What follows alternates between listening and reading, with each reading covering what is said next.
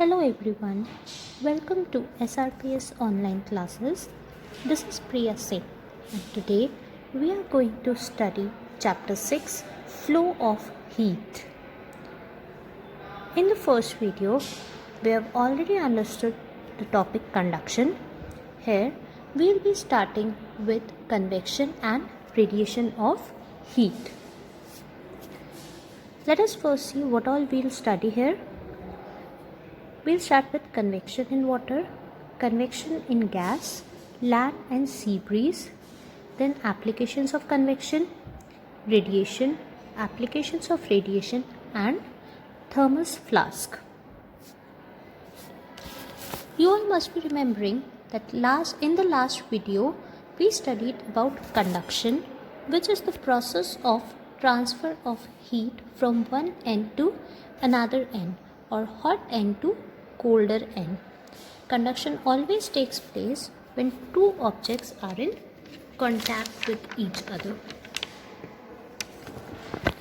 Like as you see here, the handle is in contact with the pan. So on heating the pan, the handle will also get heated. In the figure, conduction has been shown. Now let us start with our new topic, which is convection. So what is convection? It is the process of transfer of heat in which the heated molecules of a liquid or gas themselves move to carry heat from the hot to cold object, which means the molecules themselves move from one place to another to carry heat from hot object to colder object. Observe the figure below. Here water is being heated in the pan. So the molecules at the bottom, which are represented by red color, these molecules at bottom will become warmer and rise up and make the whole water hot. So water being bad conductor of heat, but heat is easily flowing upward in it. So this is an example of convection of heat. Now understand the convection current through an experiment. Take a flask and fill it with water. Drop a large potassium permanganate crystal and start heating it. The crystal will start dissolving in water and coloring it. We will see that the colored water rises from the place where heat is supplied. After moving up some distance, it spreads out and comes down along the sides of the beaker. So the purple colored crystal was moving up while the water was being heated, and it will make the whole water purple colored. This shows the convection current in water. So in the experiment, the water molecules themselves move and carry heat to the other parts of water. That means when we dropped a crystal of potassium permanganate in that, the purple color was moving in upward direction. It was making the water molecules at the top hot. It was mixing with the cool molecules and they were becoming more dense and they were coming down from the side. Means the purple color was going up. It was mixing with cold water, it was again becoming heavy, and it again comes down from the sides. So this constant movement of water is called convection current, and this method of transfer of heat is called convection. To study convection currents in air, take a closed rectangular glass box with two chimneys at the top. One lighted candle has been placed below one of the chimney and hold a smoldering matchstick at the top of other chimney. We'll see that the smoke will enter the box through that chimney. It gets heated up by the candle and comes out of the other chimney.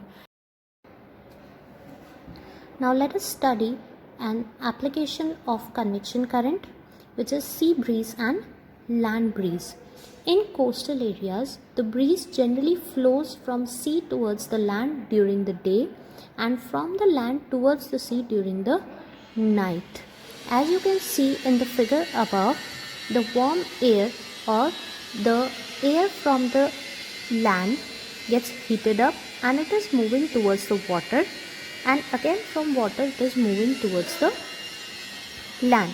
So during the daytime the breeze flows from land to water, and during night time, as you can see in the figure below, the air from water moves to the land, means the opposite happens. So what is sea breeze? During the day land heats up more than water. Land jaldi heat हो जाता है water से, so the air over the land becomes hotter and lighter and rises up. The air from the sea, which is cooler and heavier, rushes to take the place created by hot rising air, and therefore a sea breeze blows during the day. I am repeating it. During the daytime what happens? The land becomes hot faster than the water. So the air which is there above the land, it gets heated up, becomes lighter, and it moves towards water. So the air which is above the sea, it is cooler and heavier, so it will rush towards the land to take its place, and so a sea breeze blows during the day. Now during the night opposite happens. Land loses heat faster than water and becomes cooler. During daytime what happens? The land becomes hot faster than water, and during the night time the land cools faster than water. So the air over the sea is warmer. Land जल्दी cool हो गया, तो warm air कहाँ पर है? Water के ऊपर air warm है. The air over the sea is warmer. It rises up, and cooler air over the land rushes to take its place. Means जो warm air है वो कहाँ जाएगी? Land पे जाएगी, और water के ऊपर जब warm air land की साइड चली गई तो क्या हुआ? The cool air, land पे जो air थी वो जल्दी से उसकी place लेने के लिए water की साइड आएगी. This is known as land breeze, and this breeze keeps on blowing during the daytime as well as night time. That's why whenever we are there near the coastal areas, or when we are there in the coastal areas, what happens? We generally feel cool. The temperature is quite cool there. Next we have applications of convection. Ventilators are provided high up on walls. Generally in rooms the ventilators are at the top only. This is because the air we breathe out is warmer and lighter and rises up. It is replaced by cool and heavier fresh air coming in from doors and windows. Means the ventilators are high up in the rooms, so whatever warmer air is there, that is light in weight, so it will rise up and move out through the ventilators, and whatever cool air is there, that is heavier in weight, so that will enter from the ventilators and it will come down. In refrigerators, freezer is always at the top, so that cold air at the top will sink to the bottom and warmer air will rise to the top, forming convection current. So the cold air at the top, which is heavier, it will come down into the fridge, and the warm air, it will move up into the freezer, and that will also become cool. So that is why freezers are always at the top in refrigerators. This was all about convection. Now we will start with radiation. What is radiation? It is another method of transfer of heat where heat is transferred much faster than in conduction or convection. In conduction, what happens? The heat is transferred only when the two objects are in contact with each other. In convection, the molecules themselves move from hot region to cold region. But in radiation, it does not require any medium to travel. The energy transferred is called radiant energy. It does not require any medium to get transferred from hot body to the cold body. For example, the heat from the sun reaches us through millions of miles of empty space by radiation only. Whatever sun rays or the heat from the sun which is coming to the earth, that is coming through radiation to us. All objects around us radiate heat to the surroundings. For example, our body radiates heat to the surroundings and receives heat from it by radiation. An example of radiation is given here. When we sit in front of a fire, we feel warmth, but the air in between, it is a bad conductor of heat. Still, the heat gets passed through to us and does not get heated up much. Means the air does not get heated up much, but still we can feel the warmth. So how that heat is reaching to us? It is reaching us by the process of radiation. A video has been shown here to understand radiation. Take two identical metal containers, paint one with black and other with white color. Now fill them with equal amount of water and keep the containers under the sun. We need to measure the temperature, so we will fix two thermometers in the containers and we will leave it for some time. Now we'll observe the temperature, the increase in temperature in two conductors. What do we find? We see that the temperature of water present in black container increases at a rate faster than the white container. Now why did that happen? Simple, because black color absorbs all the radiation that is incident on it.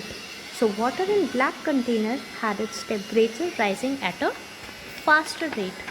On the other hand, white color does not absorb radiation at all. In fact, it reflects radiation. And now we'll study some applications of radiation. We wear light or white colored clothes in summer as they absorb less radiant heat and keep our body cooler. Dark colored clothes are suitable in winter as they absorb more heat. So we wear light or white colored clothes in summers and dark colored clothes in winter, because dark color absorb more heat, so we do not feel much cold. Electric room heaters are provided with a polished metal surface behind the heating elements which reflect almost all the radiant heat from heating element that falls on it. The room heaters which are there at the back, if you have observed, they are polished from the back so that whatever heat is generating there, it reflects and it comes out from the heater. The outer base of cooking utensils is painted black so that it absorbs more heat so that cooking can be done in less time. The back of refrigerators and electric hot plates are painted dull black to radiate heat more effectively. Means generally dark objects are painted black to radiate more and more heat, and also they are painted black to absorb more heat. For example, in cooking utensils, they are painted black to absorb the heat. But at the back of refrigerators and electric hot plates, they are painted black to radiate more and more heat. These were the applications of radiation. Now coming on to the last topic of the chapter, which is a thermos flask. We all must have seen thermos flask. We use it to keep water or tea or anything warm or cold for a long time. So a thermos flask consists of a double-walled vacuum flask having vacuum between the walls. As you see in the figure, it is a double-walled and in between vacuum is there. Inside a metallic case with cork supporters at the sides of the thermos flask, at the both sides you see two cork supporters which are being colored green. The outer and inner surface of the flask are highly silvered. The mouth of the flask is fitted with airtight cork. At the top, a stopper or a airtight cork is there. The vacuum between the two walls of the flask prevent heat transfer by conduction or convection. Now because in between vacuum is there, so heat will not transfer either by conduction or convection. The silver coating of the walls of the vessel reflects back heat radiation.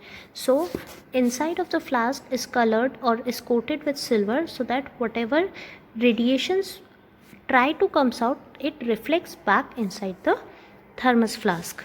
Thus heat by radiation can neither enter inside nor go outside the flask. The stopper prevents any loss of heat by conduction or convection. Now because vacuum is there, so the heat cannot transfer by conduction or convection, only it can pass through radiations. But because the inside of the flask is painted silver, so the heat which tries to comes out, it again reflects back inside the container. And also the stopper at the top, that is airtight, so it cannot move out from the top also. This is all about thermos flask. Here we complete the chapter. Now we have read three processes of transfer of heat air: conduction, convection and radiation. Let us revise. Conduction is the transfer of heat or electric current from one substance to another by direct contact. Convection means the transfer of heat through a fluid, which is a liquid or a gas, which is caused by molecular motion. Means the molecules themselves move from one place to another to transfer heat. And in radiation, what happens? The energy that is radiated or transmitted in the form of rays or waves or particles. In radiation, the energy transfers by rays or waves or particles only. I hope you all must have understood all the topics clearly. Thank you.